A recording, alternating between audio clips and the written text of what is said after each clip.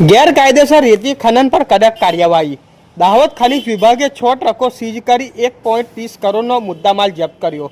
દાહોદ જિલ્લાના ખનન અને ખનીજ વિભાગ દ્વારા ગેરકાયદેસર ખનન અને ખનીજના બિન અધિકૃત વહન સામે કડક કાર્યવાહી હાથ ધરવામાં આવી છે।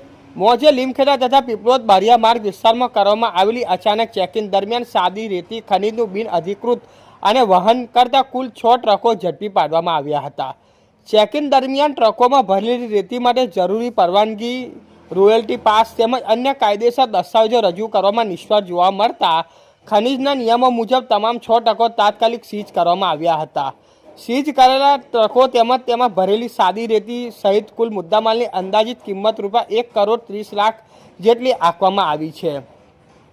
ખનન અને ખનીજ વિભાગ દ્વારા ગુજરાત માઇનર મિનરલ કન્ટ્રેક્શન નિયમો હેઠળ ધોરણસરની કાર્યવાહી હાથ ધરવામાં આવી છે તથા જવાબદાર વાહનો માલિકો સંકળાયેલા વ્યક્તિઓ સામે કાયદેસરની કાર્યવાહી કરવામાં આવશે। વિભાગ દ્વારા સ્પષ્ટ કરવામાં આવ્યું છે કે જિલ્લાના ગેરકાયદેસર ખનન અને ખનીજ બિન અધિકૃત વહન સામે ઝીરો ટોલરન્સની નીતિ અપનાવવામાં આવી છે। ભવિષ્યમાં પણ આવા ગેરકાયદેસર કૃત્યો સામે સતત તપાસ અને કડક કાર્યવાહી ચાલુ રહેશે, જેથી કુદરતી સંસાધનોનું સંરક્ષણ અને કાયદાનું પાલન સુનિશ્ચિત કરી શકાય। રિપોર્ટર વાદી બરવતસિંહ, લીમખેડા। અમારી ચેનલને લાઇક શેર કરવાનું ન ભૂલશો। ધન્યવાદ।